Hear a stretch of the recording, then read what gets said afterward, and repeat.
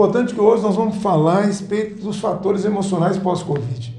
Nós sabemos que dentro da terapia intensiva, a maioria, certo, desses pacientes, 5% dos doentes, certo, infelizmente acaba sendo cometido com Covid, vão para a unidade intensiva.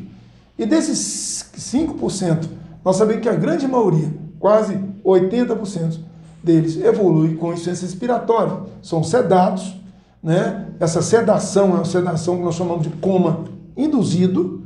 Esse coma induzido permanece até a melhora das alterações orgânicas, que seja pulmonar, que seja cardíaca e que seja renal. Após a melhora desse quadro, grande parte desses pacientes, certo? Eles vão para a enfermaria ou para o apartamento. Aí começa o pós-Covid. E o pós-Covid, como nós vimos semana passada, a respeito da desnutrição, do fator alimentar, nós falamos também com a Patrícia a respeito da nutrição. Hoje nós vamos falar dos efeitos emocionais e atinge muito desses pacientes. E vamos começar a falar a respeito, com a Patrícia, a respeito da Covid nesses pacientes e o que tem acarretado em relação às doenças psicossomáticas, certo? A incidência no Brasil, o uso de medicamento, que o brasileiro gosta de um remédio, né? O que você acha, Patrícia, em relação à Covid e também às doenças psicossomáticas? A psicologia, assim como a medicina da saúde mental, ela teve com a pandemia um aumento muito grande de procura da sociedade. Antes as pessoas procuravam a psicologia com menos intensidade, muitas vezes tinham receio de procurar, eu não sou doido, não sou louco, né? E agora não, agora se procura por causa de questões do isolamento, né? E também da questão da pandemia mesmo. Hoje temos transtornos de pânico, temos transtornos de estresse, de ansiedade, de depressão. E como o Dr. Marco Antônio mesmo já disse, hoje nós temos no Brasil um aumento de 80% de consumo de antidepressivos, de calmantes e de estabilizantes de humor. Então a população ela busca mais a saúde mental e ela busca também mais medicações. Ingrid, nós sabemos que tem 3 fases, né? Hoje consideramos dessa pandemia da Covid, né? E a psicologia consegue distinguir essas 3 fases. Será que você poderia explicar para nós essas 3 fases importantes, né, que nós temos enfrentado hoje com a Covid? Claro. Bom, a gente precisa entender primeiramente essas alterações que aconteceram na saúde mental desde o início da pandemia. A primeira fase, ela se chama isolamento social. É aquela fase onde a gente estava no início da pandemia, onde teve uma restrição maior quanto à questão do isolamento, até porque a gente não conhecia o Covid a princípio, como era feito o diagnóstico, como era feita a questão do contágio, da infecção. Então tinha a questão do isolamento social mais restritivo e maior ainda, o que causava um maior pânico. Com isso foi causando vários sinais e sintomas como a ansiedade, o pânico, como havia citado, a tristeza profunda, a ansiedade muito grande, o medo. E aí foi intensificando isso ao longo da segunda fase, que a gente chama de adoecimento do Covid-19. Que aí foi trazendo o transtorno de ansiedade, o transtorno de pânico, foi trazendo também o transtorno de humor, o transtorno de estresse pós-traumático, porque foi intensificando esses sintomas.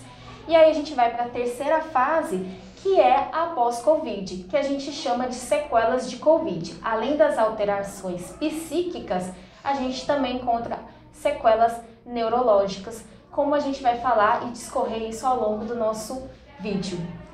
É verdade. Então, aqui nós deparamos o pós-Covid, certo? Alguns sintomas emocionais muito frequentes, né? Frequentes tanto antes da Covid como pós-Covid. E nós sabemos que esses pacientes que já apresentavam desses sintomas, por exemplo, né, a Patrícia, poderia explicar o estresse, o que é que significa? Porque nós sabemos muito bem que tudo gera estresse, né? Sim. E principalmente esse paciente que, embora, certo, pode até não ter ido para a UTI, mas ficou internado, ou isolamento em casa, como a Ingrid está comentando, certo? Como você explica qual é o sintoma de estresse hoje? O estresse, então, ele é uma reação do organismo, né, do nosso organismo, e ele acontece todas as vezes que eu estou me sentindo ameaçada, que eu estou me sentindo com medo, que eu estou em algo novo, em algo desconhecido, né?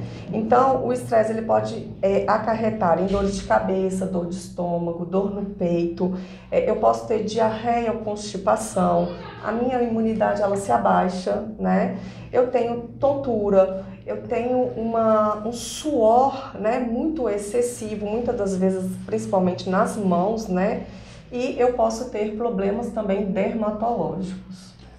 Então nós estamos vendo que o estresse provoca o que nós temos hoje presenciado no Covid, como em outras doenças, né? Essas doenças autoimunes são próprias do fator emocional, do estresse que passa muito desses pacientes.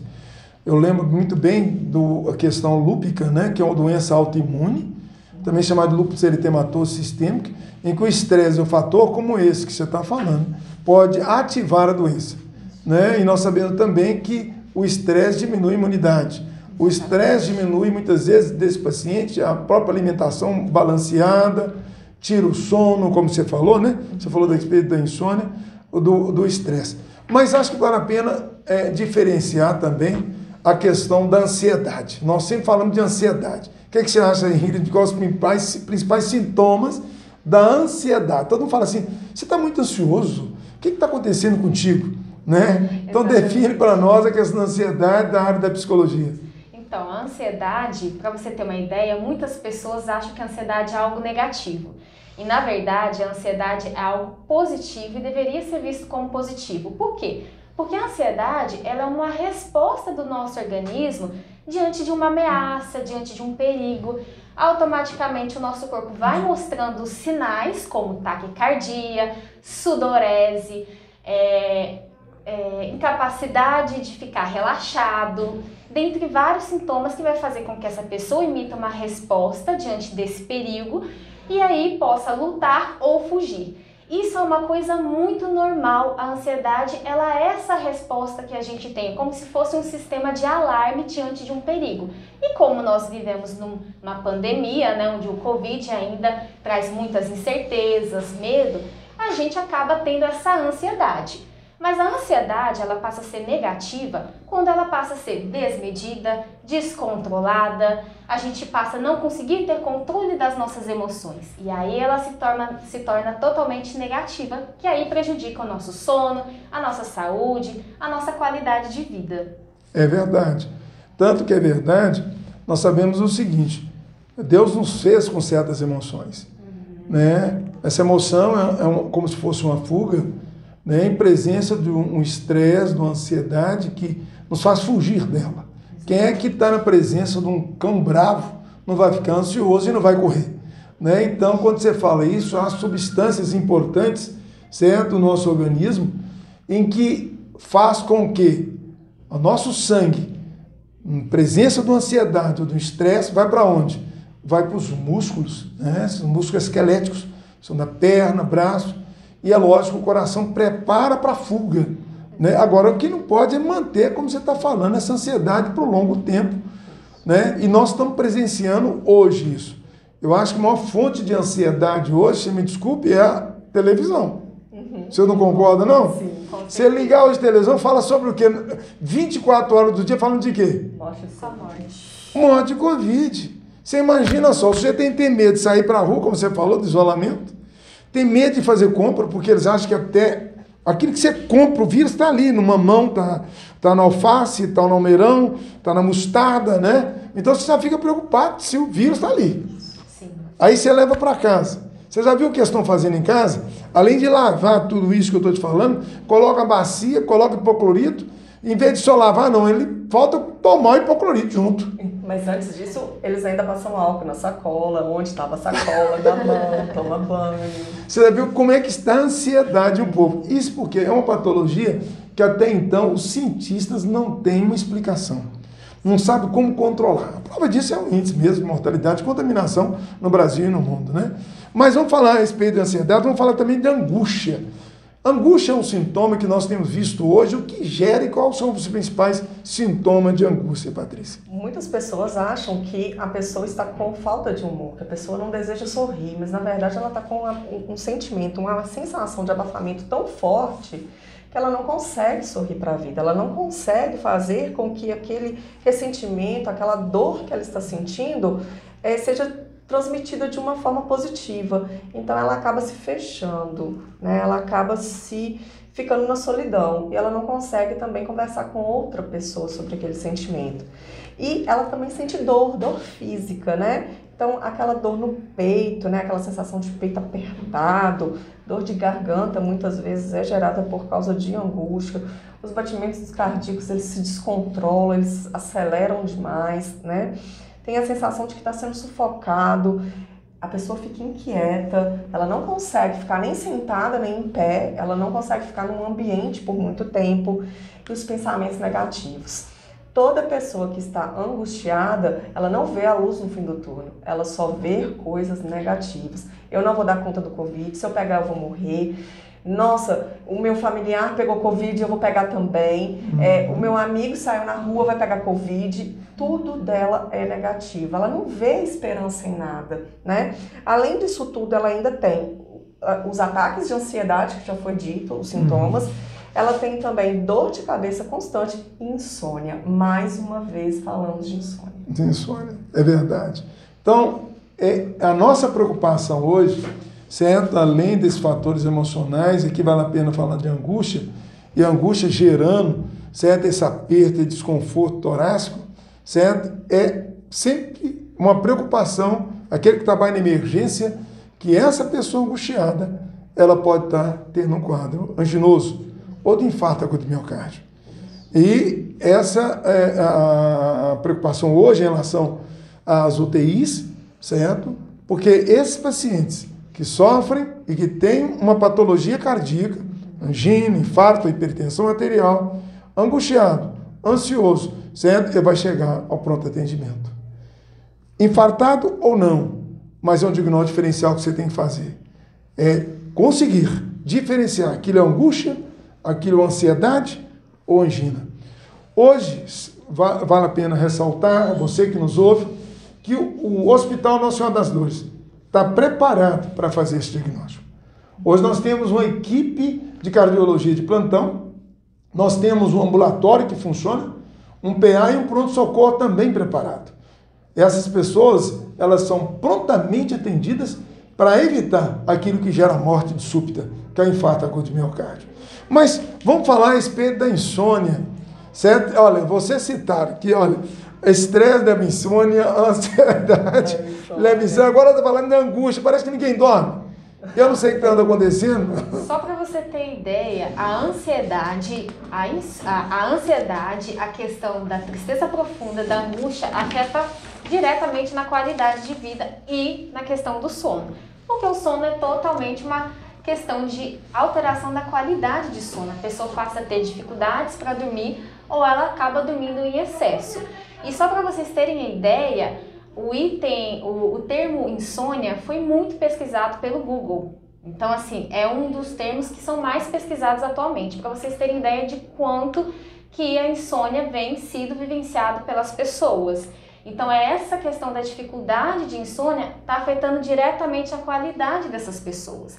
E às vezes elas acham que é só tomar um remedinho e aí fica mais calmo, mas na verdade tem muito atrás disso, né? Tem muitas questões atrás disso, que é a questão da ansiedade, que é a questão da angústia, que são coisas que afetam diretamente a qualidade de sono. Não tem dúvida, ele passa, imagina só essa pessoa, aí passa durante todo o dia com quadro de ansiedade ou de estresse, ou até mesmo de angústia, ou seja, nós sabemos que os seus problemas diários vão ser levados para a cama.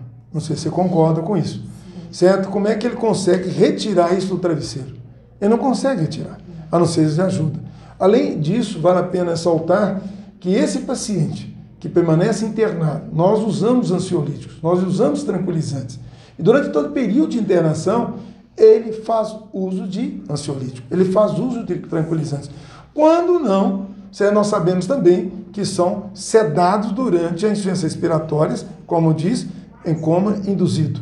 Você retira toda essa droga e fica a dependência dessas drogas. E recebe alta, muito deles, sem nenhum ansiolítico. Mas vamos falar a respeito do transtorno do pânico. Né? O que vem a ser esse pânico? Você vai falar da ansiedade, do estresse, da insônia, da angústia e o transtorno do pânico. Né? Quem é que não tem um pânico nessa época, onde eu não sei se a vacina vale ou não vale, eu não sei se eu vou pegar do meu pai e da minha mãe. O que é transtorno do pânico? O transtorno do pânico, ele é uma crise de ansiedade incontrolável. É quando a pessoa não dá conta mais de controlar os sintomas de ansiedade, de estresse e angústia dele. Então, ele não tem hora para acontecer, ele não tem lugar para acontecer em nenhum momento. E qualquer pessoa que está do lado de uma pessoa que está em crise consegue tentar auxiliar uma pessoa com crise de transtorno do pânico. Porque uma crise, ela dura em média de 15 a 30 minutos. Então, se eu pego essa pessoa que está lá com dor torácica, sensação de engasgo, desmaio, com medo de morrer, que é muito incidente nesse transtorno do pânico, né? Com medo de perder o controle, de enlouquecer, e eu converso com ela de forma que ela desvie a atenção dela para outra situação, para situações de bem-estar, né? Para controle de respiração, para tentar acalmar, por 15 a 30 minutos, né, em torno disso, a pessoa ela sai da crise. Então eu consigo fazer com que uma crise de transtorno do pânico não gere uma pessoa, por exemplo, que está na unidade de internação, venha para unidade de terapia intensiva. Pode ser que a pessoa, mesmo depois, ela venha a ter uma piora no quadro, mas não com aquela intensidade da crise do pânico. Entendi. Agora, esse transtorno do pânico, você acha que é exclusivo dessa doença atual, ou muitos desses pacientes já tinham um quadro, ou apresentava com um quadro não tão exuberante como o da Covid? Eu acredito que nós temos as duas situações. Situações de pessoas que estão tendo transtorno do pânico por causa do Covid, por causa do que ela está recebendo de informações, principalmente da mídia, né? E ela está acreditando que é uma realidade catastrófica, vamos dizer assim, né? E pessoas também que já tinham transtorno do pânico, que não eram tratadas e que vêm e piora durante esse período. É que você citou a questão da angústia, né? Esse pensamento negativo, né? Isso é um alimento, eu creio, né? É um alimento que faz com que a pessoa caia nesse transtorno do pânico. Ele é negativo, e quando vem uma situação dessa, ele acha que vai pegar, que ele é o primeiro da fila, né? Isso. Eu não importo, não. Se vocês quiserem ser a primeira fila, eu não importo, não, viu? Eu quero ser o último, viu? Não tem problema. Mas houve uma situação também de que no início, né, por falta talvez até de conhecimento, se falava-se muito de pessoas que tinham comorbidades, não tinha chance nenhuma contra o Covid. Então isso gera um medo maior. Se eu tenho alguma comorbidade, então eu não tenho chance. Então se eu pego, para que eu vou lutar contra uma coisa que eu não tenho chance? Concordo. Né? Esse grupo de risco foi uma grande preocupação. A mídia deu muita atenção para o grupo de risco. Você imagina um obeso, né, problema, um paciente diabético, um paciente hipertenso, o renal crônico, transplantado, né? Você imagina só.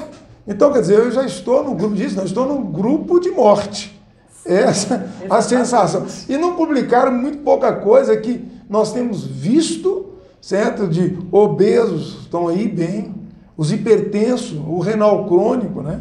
Asmáticos. Então, asmáticos são as doenças pulmonares. Quer dizer, faltou algo, né? Depois vamos falar de transtorno do humor, né? Isso ocorre também na Covid, ou já, como diz a própria Patrícia, será que já estava latente que durante esse fator pandêmico exacerbou ou não? O que você acha, Ingrid? Na verdade, são as duas situações, como a Patrícia havia falado. A pessoa ela pode já ter algum transtorno de humor, mas ela também pode desenvolver esse transtorno de humor durante a pandemia, porque durante todo esse isolamento houve essa questão dessa variação de humor.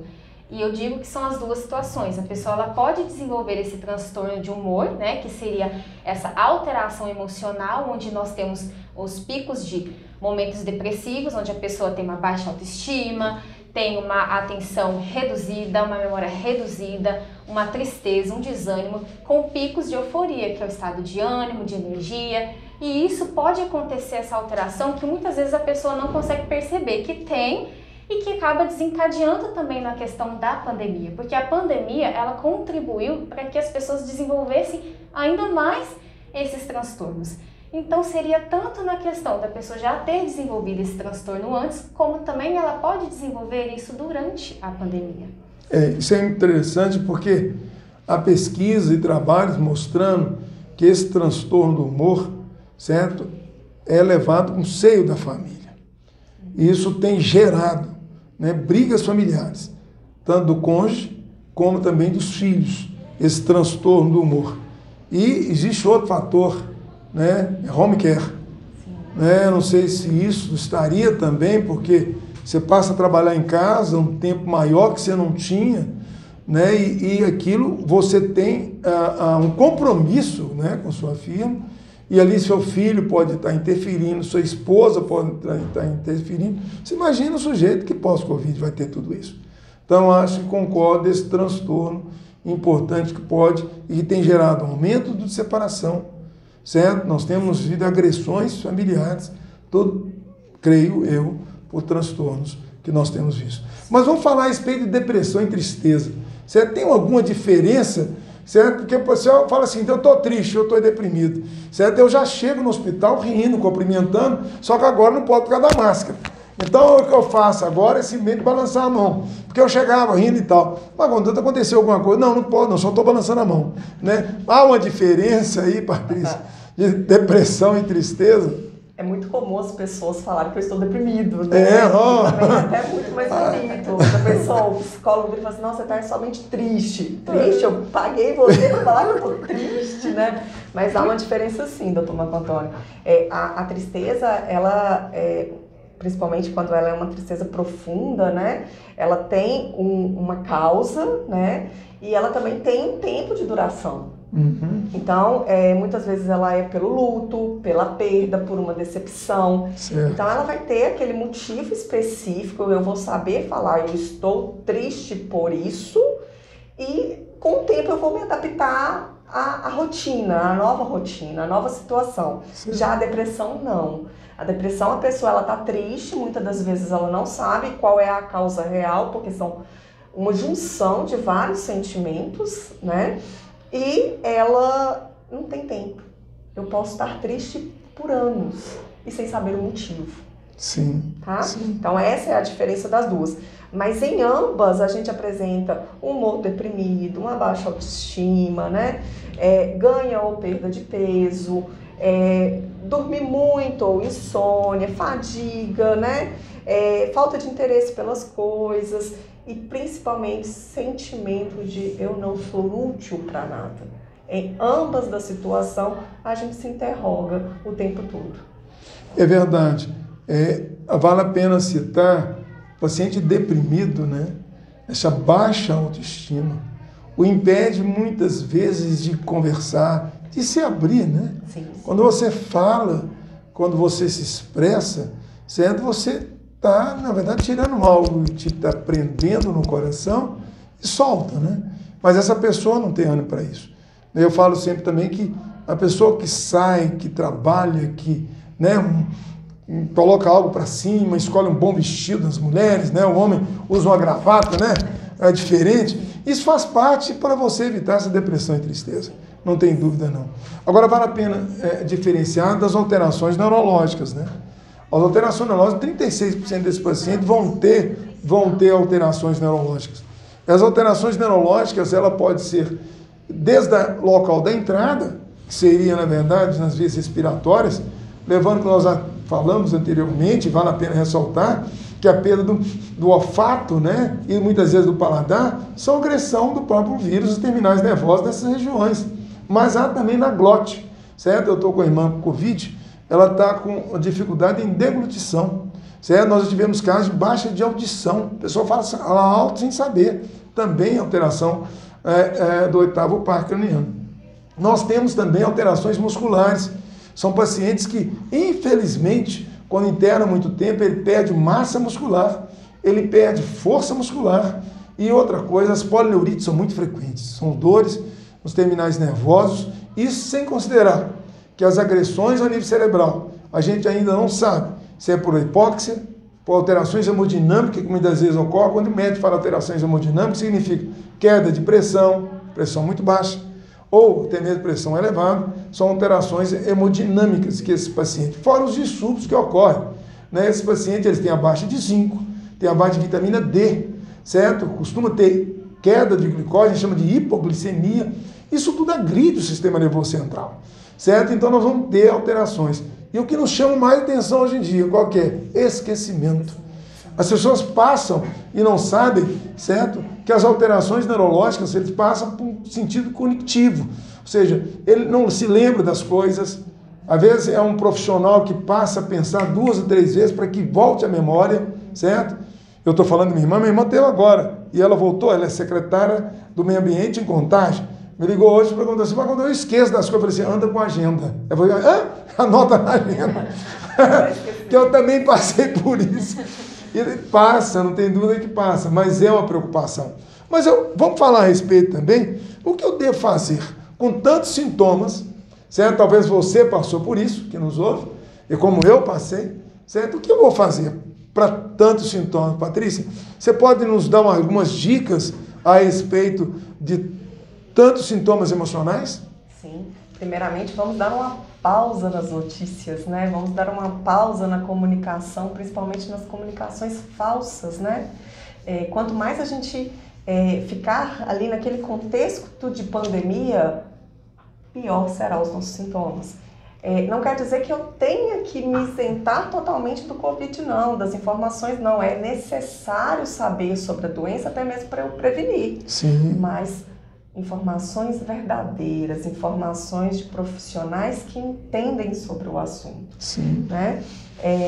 Também muito importante que a pessoa faça exercícios regularmente, né? Porque quando o corpo ele libera, né, aquela energia, a cabeça também relaxa, né? Que seria, você falou das endorfinas, né? Quando você caminha, Exatamente. certo? Mas algum outro fator a mais, além do que ela está citando, que eu acho importante, você acha? É comprovado cientificamente que a prática de atividade física, ela faz você produzir hormônios de sensação de prazer, de bem-estar, os hormônios que a gente chama de felicidade.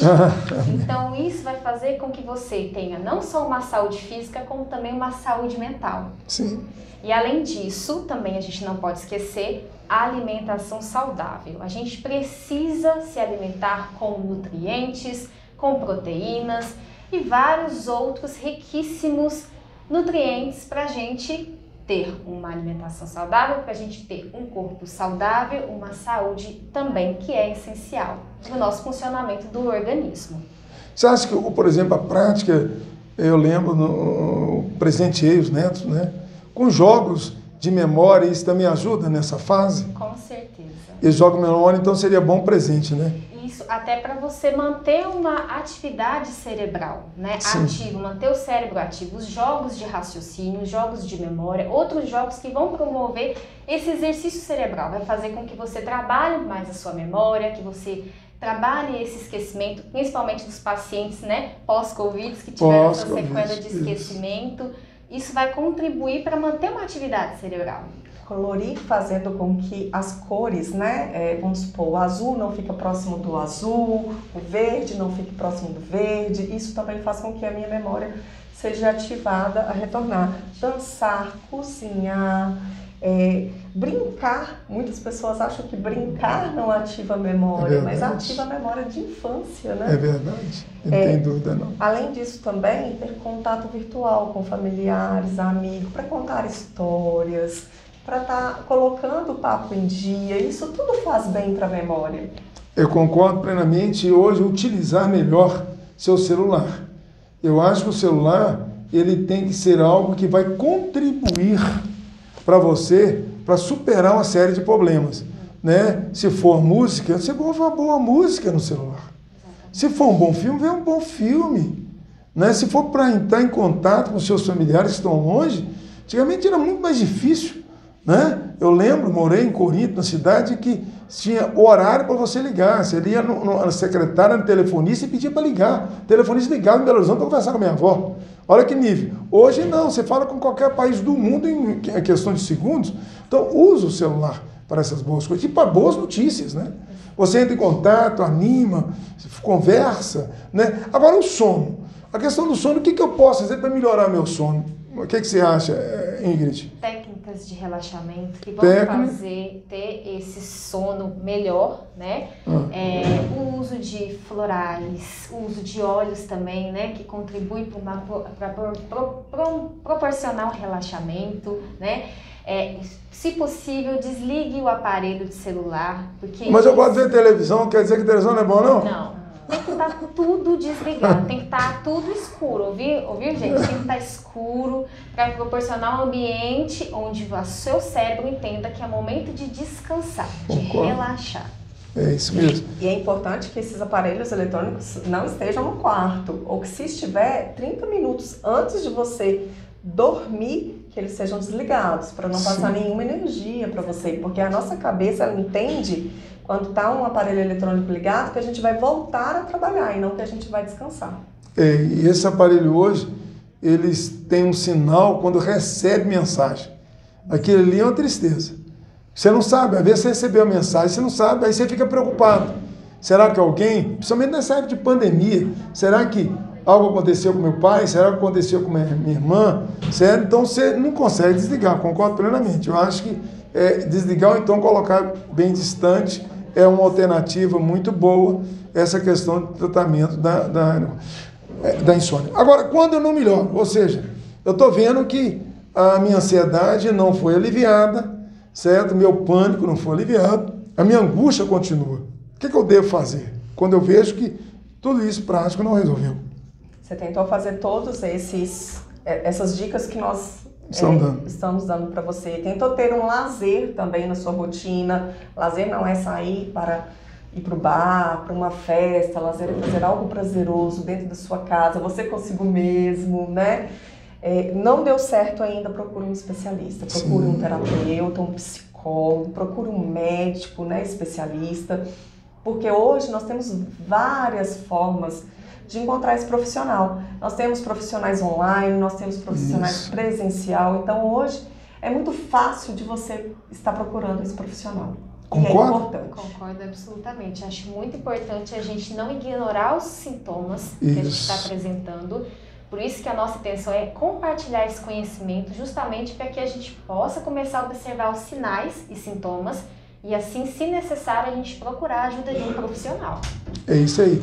Eu concordo e nós sabemos muito bem, certo? Existe um fator importante que eu quero dizer para você antes de encerrar, certo? Nós sabemos que a fé, ela ajuda no nosso tratamento. Ela alivia as nossas tensões e nos mostra uma nova perspectiva de vida. Quando Jesus Cristo diz em Mateus, capítulo 11, do versículo 28 a 30, você pode ler na sua casa. Ele diz o seguinte: vinde a mim, todos que estáis cansados e sobrecarregados, que eu vos aliviarei. A forma que ele usa é muito simples. Ele fala: aprendei de mim, que eu sou manso e humilde de coração, e vos encontrarei descanso, certo, com ele. Por isso que a fé, manifeste a fé nessa época de tanta turbulência.